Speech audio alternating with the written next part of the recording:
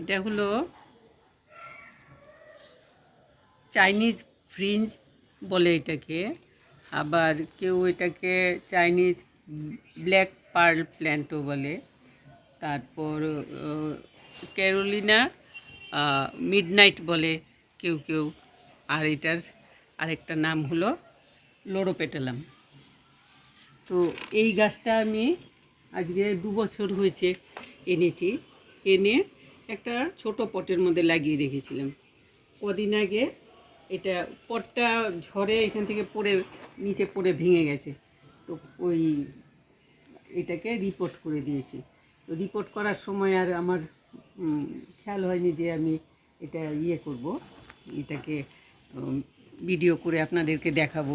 এখন আমি দেখাচ্ছি যে এটাকে রিপোর্ট করেছি এই পটটাতে, এই মাটির আর কি। এটা আগেরটা ছিল প্লাস্টিকের, কোনোটাতেই প্রবলেম হয় না, ওইটাতেও খুব বেশি সমস্ত ফুলে ভর্তি হয়ে যায়। আর এটার বিশেষত্ব হলো পাতাগুলোও কিন্তু লাল, ফুলটাও লাল। পাতাগুলোতে খুব হালকা একটা সবুজের ভাব আছে, কিন্তু কালো বা লালের একটা ছোঁয়া আছে এগুলোর মধ্যে। এই যে পাতাগুলো এরকম কালার থাকে, এটার খুব একটা পরিবর্তন হয় না। নতুন পাতা আসে যখন, নতুন পাতাগুলো একটুখানি লাল থাকে। আর একদম বেশি পাতা নষ্ট হয়ে যায় যখন, তখনও লাল হয়ে যায়। এই যে এইরকম হয়ে যায় যখন নাকি পাতাটা একদম পুরো ম্যাচিওর হয়ে যায়, এইরকম লাল হয়ে যায়। আর ফুলটা তো আছেই লাল। তো এইরকম ঝেঁপে ফুল ফোটে, শুধু বর্ষার সময়টাতে ফুলটা থাকে না, বাকি পুরো সময় ফুল থাকে। আমার এই গাছটা তো আজকে 2 বছর হয়ে গেল, কোনো যত্ন টত্ন ছাড়াই আছে। কিন্তু এমনিতে যেমন আমাদের মাটির মধ্যে জবা গাছ টাছ থাকে, ওই রকমভাবে গাছটা আছে। আপনারা করলে পরে এটা খুব কম পরিশ্রমে গাছটা ফুলে ভর্তি হয়ে থাকে। আপনার ছাদ বাগানে রাখতে পারেন বা বাড়ির এন্ট্রিতে। আর মাটিতে লাগালে এটা সুন্দর বুশ টাইপ হয়ে যায়, তখন আরও ভালো লাগে দেখতে মাটিতে লাগালে।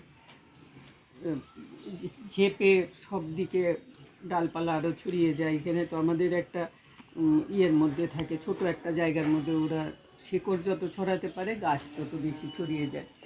তো এই জন্য এরকম আর কি। তো এটাতে মাটির মধ্যে আমি শুধুমাত্র শুরুতে যখন নাকি আমি পটে লাগিয়েছিলাম, তখনও আমি শুধুমাত্র একটুখানি, তখন আমার কাছে ভার্মি কম্পোস্ট ছিল না, গোবর সার একটু দিয়ে আর গার্ডেন সয়েল মানে এমনি মাটি আর কি মিশিয়ে লাগিয়ে দিয়েছিলাম।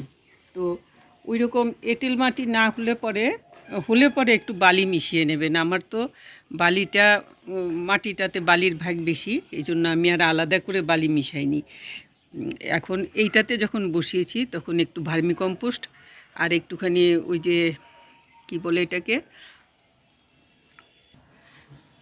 তো ভার্মি কম্পোস্টের সাথে ভাবলাম আছে যখন, তখন একটু কিচেন কম্পোস্টও মিশিয়ে দিই। কিচেন কম্পোস্ট শুকনো ছিল আমার এটাতে, আমার কাছে। তো এই 1 মুঠ কিচেন কম্পোস্ট দিয়ে মাটি দিয়ে বসিয়ে দিয়েছি। তো এখন আবার ফুল এসছে, ফুলে সবটাই ভর্তি হয়ে যাবে। তো শুনেছি শীতে নাকি ফুল ফোটে না, কিন্তু আমার এটাতে তো শীতে দেখি ভালো ফুল ফোটে, গত বছরও দেখেছি, এইবারও দেখছি। বর্ষার সময় ফুলটা ফোটে না, পুরো বর্ষা গেল ওই টাইমটাতে ফুল হয় না।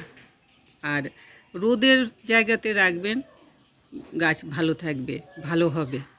কিন্তু টবে করলে পরে একটা লক্ষ্য রাখতে লাগবে, যাতে টবের গাছে তো এমনিতেই সব গাছেই, যে এই গাছ আর সেই গাছ না, সব গাছেই জলটা বেরিয়ে যায় মতো, জলটা যাতে জমে না থাকে ওই ব্যবস্থা সব গাছেই রাখতে লাগে। একমাত্র জলের গাছ যেগুলো, যেমন পদ্ম টদ্ম, এই সমস্ত পদ্ম শাপলা আছে না, এগুলো ছাড়া বাকি সব গাছই ওইটা করতে লাগে যাতে জলটা বেরিয়ে যায়, ওই ব্যবস্থা রাখতে লাগে। কিন্তু মাটিটা শুকাতে দেবেন না আর কি। দিনে কখনো যখন ড্রাই সিজন গেল, তখন আমি দিনে 2-3বারও জল দিয়েছি। খুব বেশি জল টানে গাছটার, খুব বেশি জলের প্রয়োজন। তো ওইটা লক্ষ্য রাখবেন আর কি। বাকিটা তো গাছ আর কিছু লাগে না, ওই মাটি ওই রকম দিয়ে বসিয়ে দিয়েছি। তো যখন অন্য গাছে দেবেন একটুখানি ওই যে সর্ষের খোলের জল, বা ওই আমি আরেকটা করেছি পেঁয়াজের খোসা ভিজানো জল, বা ওই যে কিচেন কম্পোস্ট, বা যে ফলের খোসা পচা জল, যেটাই হোক একটুখানি দিয়ে দিলে পরে গাছ মোটামুটি ভালো হবে। আর এমনিতেই শুধুমাত্র যে মাটি আর গোবর সার বা ভার্মি কম্পোস্ট মিশিয়ে লাগালে গাছ এমনিতেই ভালো হবে। আর একটু মধ্যে মধ্যে আর কি অনেক দিন পরে মাসে মাসে একবার একটু কিছু খাবার দিলে পরে গাছ বোধহয় খুশি হবে, আমার মনে হয়।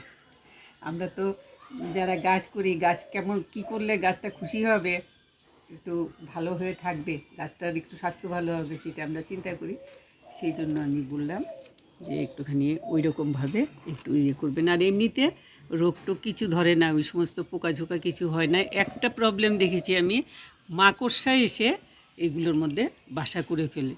তো একটু মধ্যে মধ্যে একটুখানি নাড়াচাড়ি করে একটু ডালপালাগুলো দেখে কোথাও মাকড় আছে নাকি, ওইটা দেখে মাকড়সা দিকে একটু লক্ষ্য রাখবেন আর কি।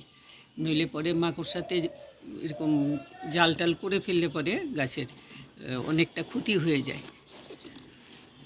তো আজকে এতটুকুই বললাম, আর বেশি বলে তো বলার কিছু নেই। এটাতে গাছটা খুব হার্ডি গাছ।